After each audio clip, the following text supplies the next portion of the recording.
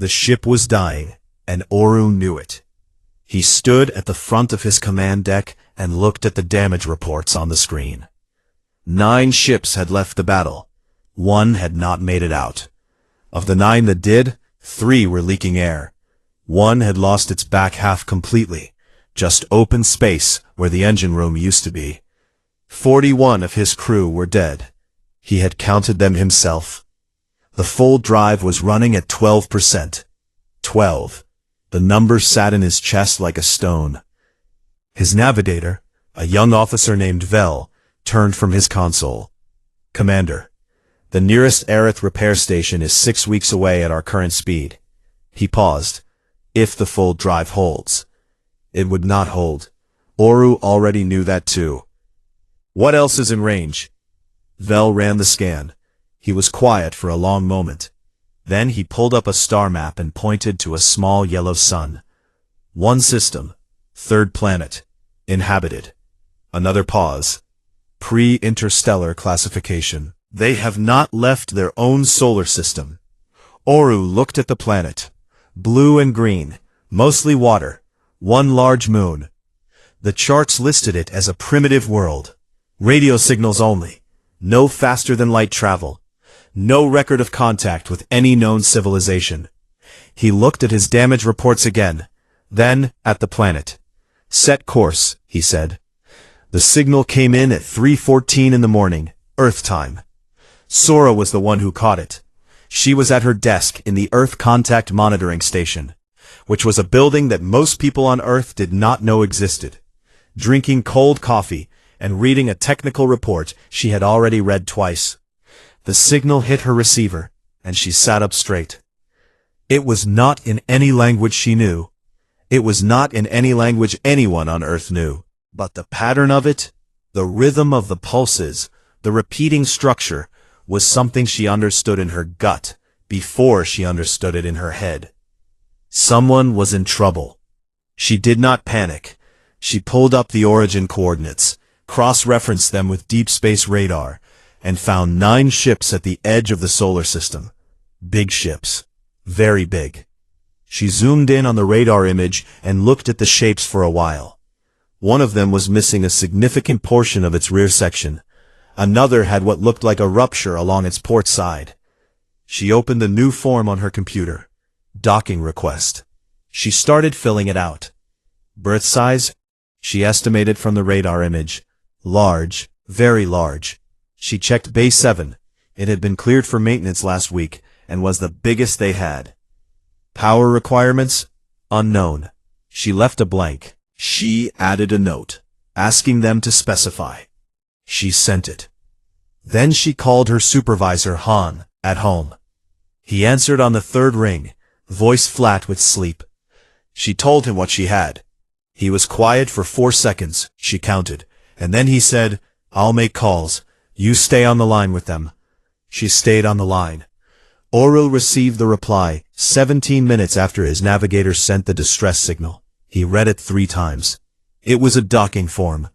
He had made first contact with 14 civilizations over his career in the Aerith fleet. None of them had sent a docking form. Most had either panicked, gone silent, or begun military preparation. One had sent a religious text. One had sent food. This one had sent a form, asking for his berth size. He was not sure what else to do. They came into Earth's orbital space slowly. The 9 ships moving like tired old men walking home after a long day. Oru stood at the observation window and looked out at what he expected to see. A primitive world, early satellites, maybe some small stations. What he saw was different. There were 16 repair bays in orbit, active ones. He could see work crews and equipment moving around them. There were 2 defense platforms that were not large, but were positioned in a way that told him whoever built them had thought carefully about angles. The orbital infrastructure had the look of something that had been built steadily, piece, by people who were always working on the next thing. And coming out to meet him, from a small work shuttle that looked like it had been repaired several times itself, was one person in a yellow hard hat. It was about the size of his boot, compared to his ship. The person inside did not seem bothered by this. They pulled up alongside the main docking port with the casual ease of someone who had done it 1,000 times, which, he would later learn, was close to accurate. The docking connection hissed and sealed. Oru walked to the airlock. The human on the other side was a woman, shorter than he expected. All humans were shorter than he expected, but this one especially, with the hard hat and a tablet in her hand. She looked up at him. Then she looked past him at the state of his ship. He watched her eyes move across the damage, the buckled corridor wall, the emergency sealant along the ceiling, the support beam that had been propped up with what was essentially a very large stick. Her expression was the same expression a person makes when they walk into a house that has been neglected for years. Something more like professional offense. "Bay 7 is open," she said. "I'll need your engineering specs before we start." Oru stared at her. He was 9 feet tall. His species had been traveling the stars for 300 years. His fleet had just survived a battle that had killed 41 people and nearly killed all of them. She was already walking, reading something on her tablet. "Are you not afraid?" he asked. She glanced back at him, just for a second. "I'm behind schedule," she said. She kept walking. Oru looked at his first officer. His first officer looked back at him. Neither of them had a thing to say. They followed the small human in the yellow hard hat toward Bay 7, the damaged ships settling into their docks one by one, and the blue-green planet turning slowly below them, like it had all the time in the world. Yuna came aboard the Aerith flagship, with 7 people and a bad attitude. That was how Oru's first officer described it afterward, in a private message to a friend back home. She had 7 crew members with her, all of them carrying equipment that beeped and clicked and flashed, and she walked through the main corridor of his ship like she owned it.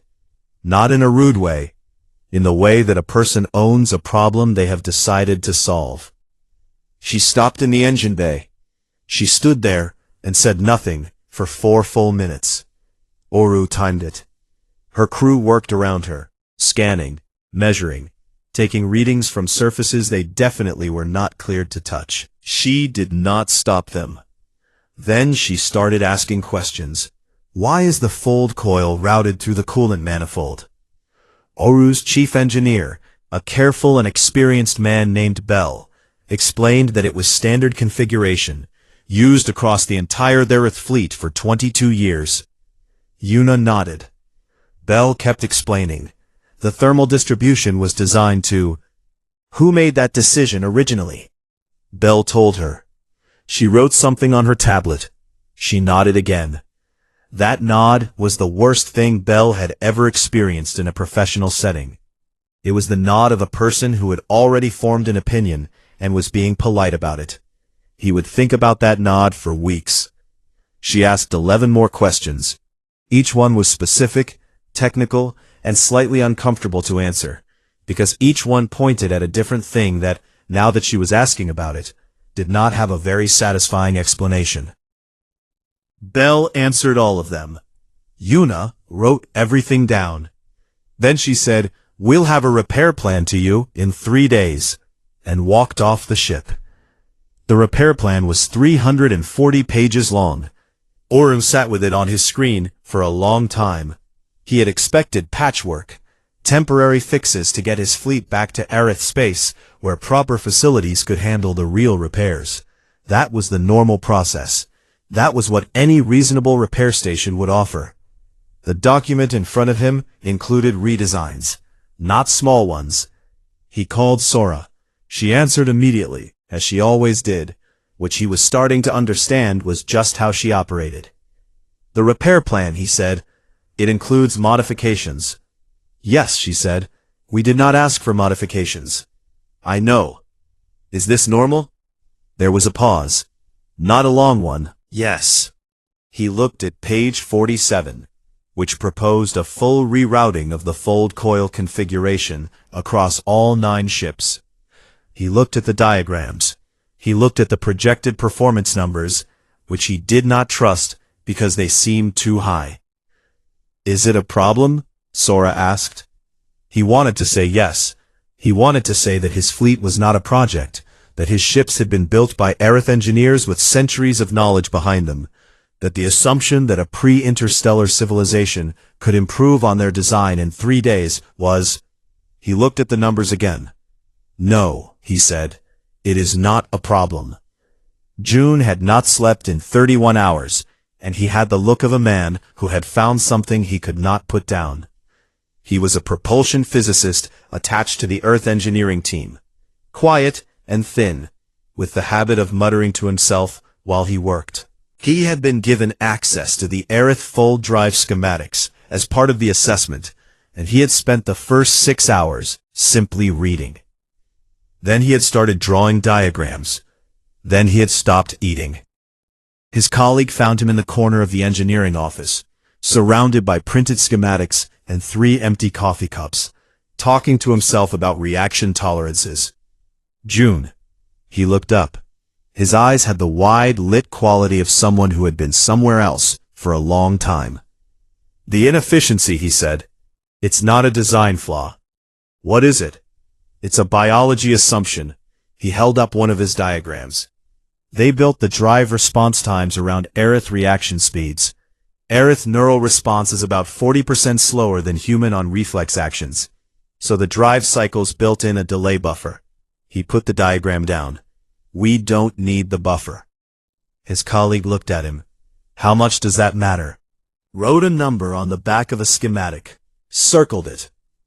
His colleague looked at the number, then looked at June. I'll find Yuna, she said. Oru watched the human work crews from the observation gantry above Bay 7. They worked in a way he had never seen engineers work. Long shifts, 20 hours, sometimes more. They argued constantly, loudly in the middle of the work, without stopping what they were doing. The arguments were never about who was in charge. They were about who was right. And whoever was right won the argument, and the work continued. Yuna overruled a directive from someone on the Defense Council mid-job. She did it in 1 sentence on a handheld communicator, and went straight back to the hull panel she was fitting. Nobody around her reacted. It was clearly not the first time. The Aerith observers had no framework for any of this. Their own engineering culture was built on hierarchy and process, developed carefully over centuries, because careful process saved lives in space. What they were watching looked like it should not work. The noise, the conflict, the improvisation. And yet, the ship that had arrived leaking atmosphere from 3 rupture points was now sealed, recalibrated, and according to the diagnostic reading on Oru's tablet, performing above its original specifications. He asked Sora one evening what made human engineers work the way they did. What drove them? She thought about it. She was quiet in the way she got, when she was actually thinking rather than just waiting to respond. They hate things being broken, she said. It's personal for them. Oru looked down at the work bay. Yuna was yelling at someone about a seal joint, not in anger. In the specific, passionate way someone yells when they care very much about getting something exactly right. He watched the damaged ships getting better one by one, faster than he had believed possible. He thought he was beginning to understand. When the last of the immediate repairs were done, Yuna handed Oru a bill. A physical document, printed out, with a total at the bottom. He stared at it. He had no context for it. His civilization did not operate this way with each other. Resources were allocated. Debts between worlds were matters of diplomacy and formal agreement, not a piece of paper with a number on it, handed over like a parking receipt. We can work something out, Yuna said, already heading back toward her next problem. He stood on the gantry, holding the paper, and understood in a way no briefing had prepared him for, that he was dealing with a civilization that had turned commerce into a reflex so deep it ran through everything, through war, through crisis, through first contact with an alien species they had met 4 days ago. It was either the strangest thing he had ever seen, or it was the most practical. He folded the paper and put it in his jacket. Han did not sleep much. He never had. But the 2 weeks after the Aerith fleet arrived, he did not sleep at all in any meaningful way. A few hours here, a few hours there, his mind running calculations that kept pulling him back to his desk. He had sat through 3 briefings with the Aerith. He had spent 7 sessions going through their war archive data, which had been translated by a team of linguists working shifts around the clock. He had one long conversation with Kang that they both refused to describe in detail afterward. And then he made a graph. It was a simple graph. Clean lines on a plain background. On one axis, time. On the other, the rate at which the Karath, the enemy the Aerith had been fighting for 40 years, were expanding through space. He plotted their movement over 4 decades. He drew the projection line forward. The line passed through Earth's solar system in approximately 28 years. That was if the Aerith continued to lose ground at their current rate, which they were. He presented it to the Defense Council on a Tuesday morning. 12 people in a room with a long table and too much coffee. He put the graph on the screen and let them look at it. Nobody spoke for 11 seconds. He knew because he counted. Then everyone spoke at once. The debate went on for hours. Some argued for building defenses around Earth. Fortify the home system. Let the war stay far away. Hope the timeline was off. Han let them argue. He had run those numbers too. Earth did not have 28 years to build the kind of defenses that would stop what the Karath brought to a system they decided to take. Not even close. Some argued for negotiation. Find a middle ground. Offer the Karath something they wanted. Han pulled up a second document. 14 civilizations. Every one of them had tried to negotiate. Every one of them was past tense. He put the list on the screen without saying anything and let people read. The room got quieter. Ara had been sitting in the back the whole time. She was not on the primary council. She was there as a senior fleet commander, invited to observe. She had not said a word in 4 hours. She raised her hand. Everyone looked at her. How long would it take, she said, to refit the Aerith fleet, the way Yuna's team has been doing it? Nobody had said refit out loud yet. The words sat in the room like something with weight. We'd have to talk to Yuna, someone said. Talk to Yuna, Ara said, and sat back. June had been awake for 31 hours when he brought his findings to Yuna. She was in the middle of recalibrating a seal on Bay 3's atmospheric system, and she did not stop working when he started talking. He put his diagrams on the workbench beside her. She glanced at them while she worked. He explained the biology assumption, the delay buffer, what removing it would do to full drive performance. Yuna set down her tool. She picked up his diagrams. She looked at them for 90 seconds. He counted. You're certain? She said. I'm never certain, he said. The numbers are. She looked at the numbers. She set the diagrams down. She picked up her communicator and called Han. The call lasted 45 seconds. She said 3 things. The fleet could be refitted. It would take roughly 6 months per ship if they ran full crews around the clock. And the performance gains were real. Then she said, we can do this, and ended the call. June was still standing there. Go sleep, she told him. He went and slept for 14 hours. Sora sat across from Oru in the small meeting room near Bay 7. It had become the place they talked. Plain walls, a table, 2 chairs, a window that looked out at the work bays. She had brought him coffee, which he had tried once and described as aggressively unpleasant, but which he accepted because she always brought it. She told him Earth was going to war. He was quiet for a long moment. The ships below them were lit up, crews working even at this hour. He watched them. Do you understand what the Karath are? He said. He said it carefully, not as a challenge, as a real question. We have been fighting them for 40 years. We have lost 11 systems. 14 civilizations before us. I know, she said.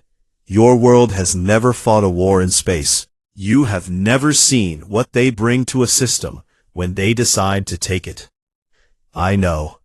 He looked at her. Then why? She was quiet. Outside, someone dropped something metal, and it rang against the dock floor. Down in Bay 2, two engineers were arguing, their voices carrying up through the glass, too distant to make out the words. We have a saying, she said. There isn't a direct translation. But the idea is, she paused, choosing words, that if you have the tools to fix something, and you walk away from it, you're responsible for what it becomes. She looked at her coffee cup. The Karath will reach us eventually. That's the math. We can wait 28 years and face them alone, or we can do something about it now, when we still have partners in time. She looked up at him. Humans are very bad at leaving broken things alone. It's almost a character flaw. Oru looked at her for a long time. The war, he thought, had just changed its shape. He could feel it, like a tide shifting direction, slow and enormous and impossible to stop once it had started moving. Your people will die, he said, not cruelly, honestly.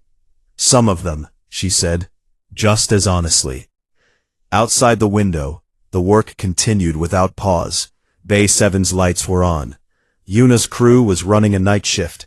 The planet below turned, slow and indifferent, and did not know yet what had just been decided in a plain room with 2 chairs and a cup of bad coffee.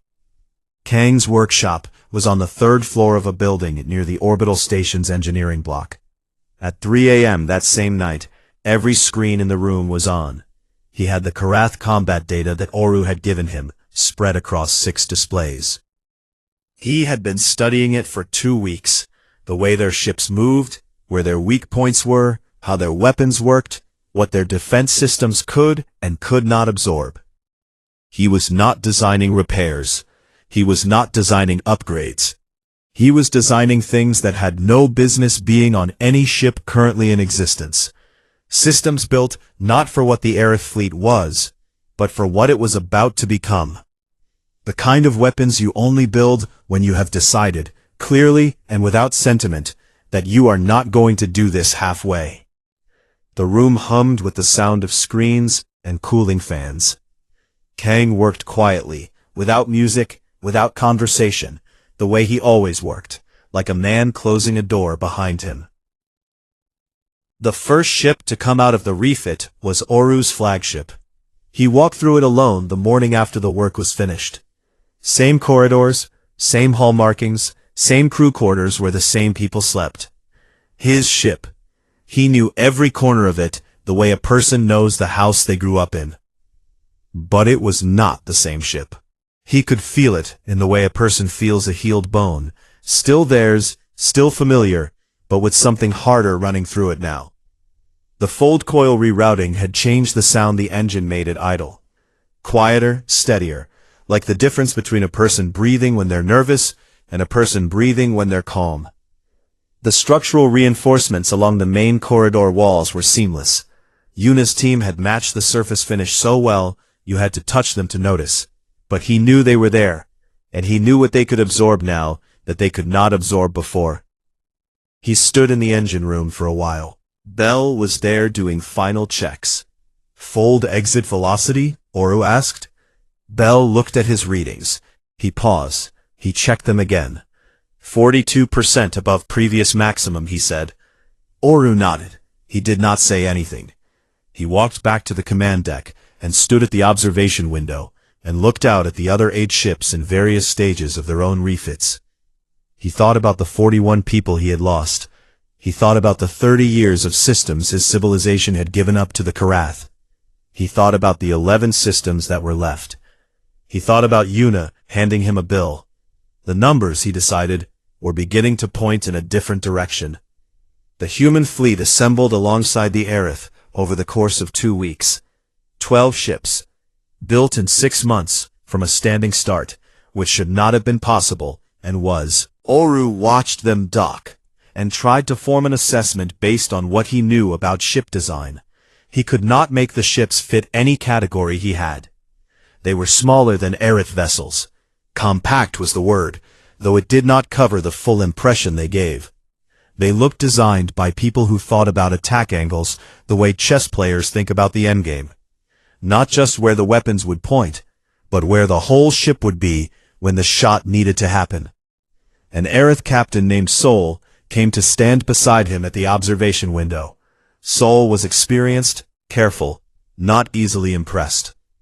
"They built those in 6 months?" Sol said. "Yes." Sol looked at the ships for a while. "We have been building warships for 300 years, he said. He said it with the tone of a person recalculating something they thought they had already calculated. One of Aura's crew was doing a walk-around inspection of a docked Aerith ship when Sol's second officer stopped him and asked out of genuine curiosity how humans had built 12 warships so fast. The crew member looked up from his inspection checklist. He thought about it for a second. "We were annoyed," he said, and went back to his checklist. Sol's second officer had no response to that. The Aerith High Command received Oru's report on a morning that happened to be the first clear day after a week of storms on the Aerith homeworld. The council chamber had high windows, and the light came in at a low angle and lit up the table where 12 of the oldest and most senior figures in Aerith military and civil leadership were sitting. Oru's report was not long. He had written it carefully, cutting everything that could be cut, keeping only what the council needed to understand. They read it in silence. When the last council member set down the document, the room was very quiet. One elder spoke first. She asked if they could trust these people. It was a fair question. Earth had been unknown to them 6 months ago, primitive by their charts. The war with the Karath was 40 years old and deeply complex, and bringing a new civilization into it, a civilization they barely knew, carried risks that were not small. Oru thought about Sora walking ahead of him in a hard hat, already reading her next task. He thought about Yuna's nod in the engine bay, the specific kind of nod that meant she had already decided what needed to be done. He thought about Kang, quiet at 3 a.m., working without being asked, without authorization, on weapons no one had requested yet. "They don't think about trust the way we do," he said. "They think about whether the job gets done." The elder looked at him for a long moment. Then she said, "Then let us hope the job gets done." The Relith Corridor had been Karath territory for 30 years. It was a stretch of space between two dead star systems that the Karath had turned into their primary supply route. The Aerith had tried to take it back 4 times in those 30 years. 4 times they had failed, at significant cost, and eventually the corridor had been written off as unrecoverable in active strategy. Some roads you stop walking down. Aura looked at it on her tactical map for a long time before the operation. She did not look at it the way the Aerith commanders looked at it, as something costly, something scarred with old failures. She looked at it the way Yuna looked at a damaged engine room, like something that needed fixing. The operation lasted 6 hours. 2 human ships took serious damage. 1 Aerith vessel lost a crew of 3 to a direct hit. The fighting was close and loud, and nothing went exactly according to plan, because nothing ever does. And Aura made 4 decisions in real time that no tactical model had recommended, because no tactical model had seen the specific shape of what was happening at those specific moments. She made them fast, without hesitation, the way a person makes decisions when they have done the math beforehand and trust the math. When it was over, the Relith Corridor belonged to the Allied fleet. The Karath commanders received the data from the battle and ran it through their analysis systems. The systems tried to match the attack patterns against known combat doctrines, against known civilizations, against everything in their database. No match. A priority flag went up through their command chain. A single line of assessment text, translated later from their language. Something new is in the war. Oru found Ara on the command deck of her flagship after the battle. She was standing at the observation window, looking at the debris field in the corridor. She did not look like someone who had just accomplished what the Aerith had failed to accomplish in 30 years. She looked like someone doing arithmetic. "What are you thinking about?" he asked. She was quiet for a moment. 11 systems, she said, 30 years of lost ground. She watched a piece of destroyed Kareth's ship drift slowly past the window. 14 civilizations before yours. She paused. "I'm calculating what we owe." Oru looked at the debris, at the corridor that was theirs again after 3 decades. "It is a large number," he said quietly. "Yes," she said, "it is." She did not move from the window. The arithmetic was still running. He could see it in the way she stood. Not finished, not satisfied, the job not yet done. He stayed beside her and said nothing. Outside, the debris field drifted in silence, and somewhere further in, the Karath were reorganizing, recalculating, trying to understand what had just happened to them. They would not figure it out in time. The war did not end with one battle.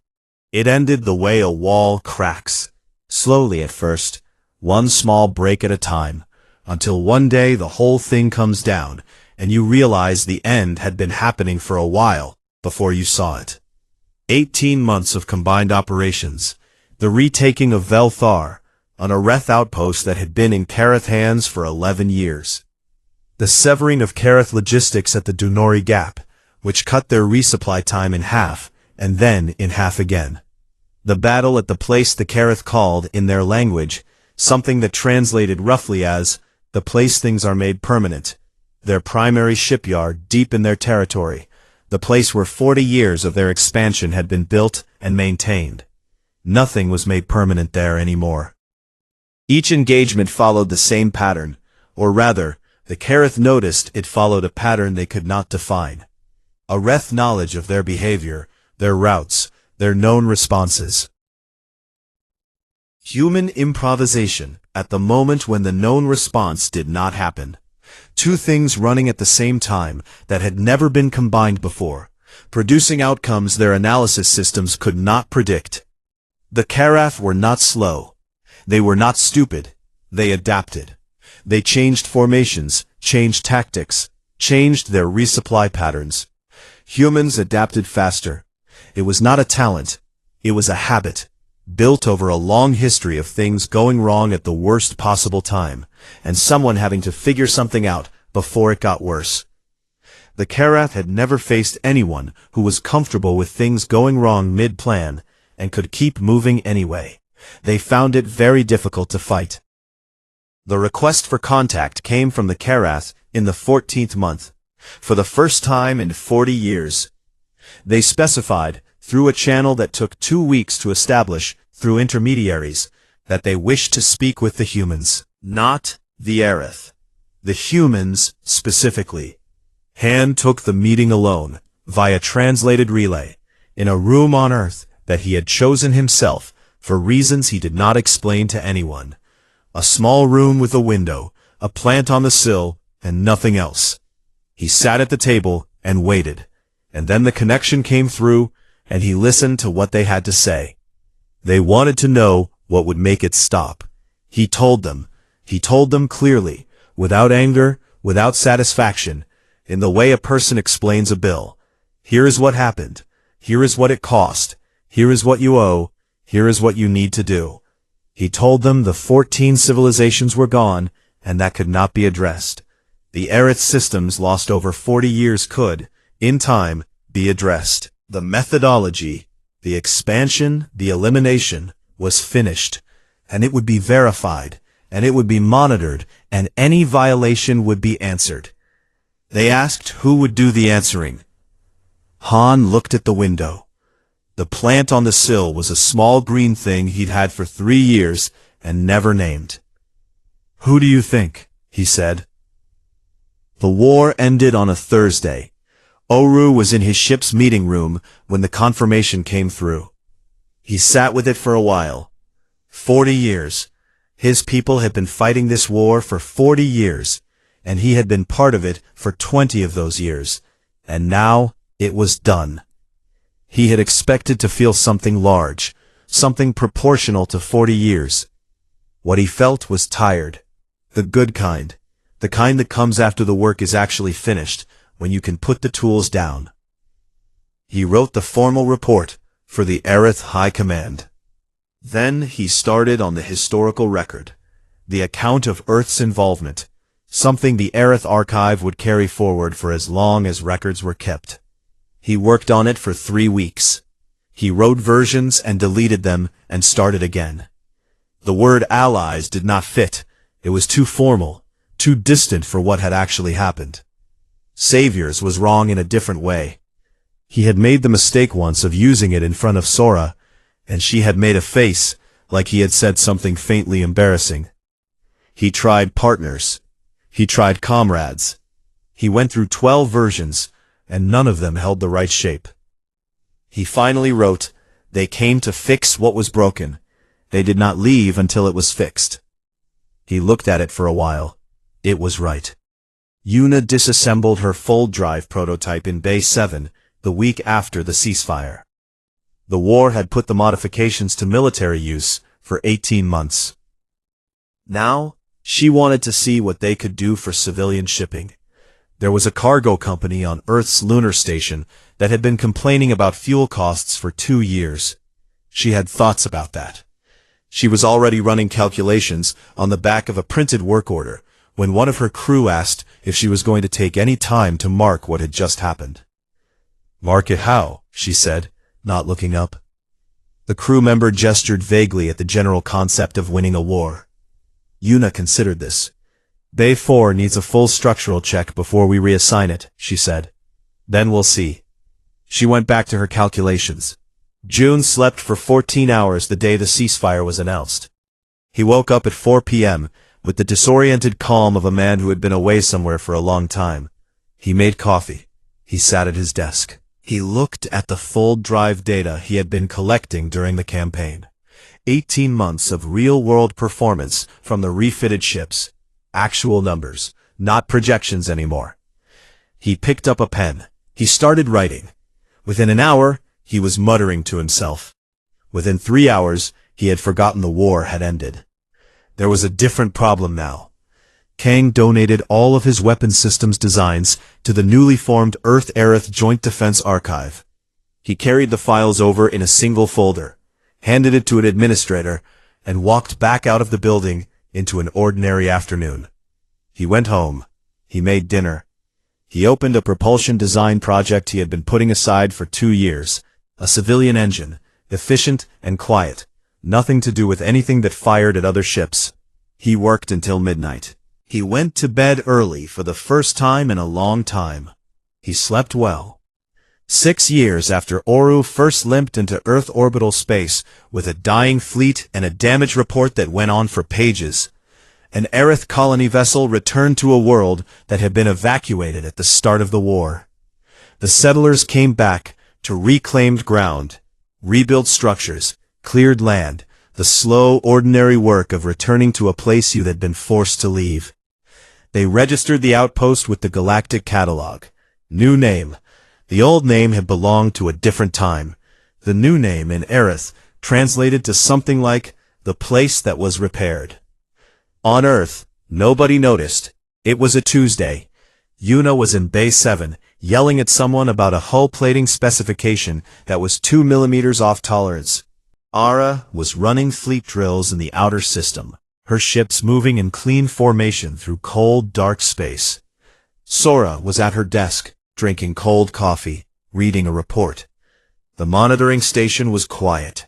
No signals coming in at unusual hours. No docking forms to fill out. Just the ordinary hum of a planet going about its business. She looked up at the observation window for a moment. The stars were out. Very far away, in 11 systems that were slowly coming back to life, the ordinary work of repair was going on. The kind that doesn't make history. The kind that just makes things better, one piece at a time. She looked back at her report. The universe had recalibrated. The humans had already moved on to the next broken thing.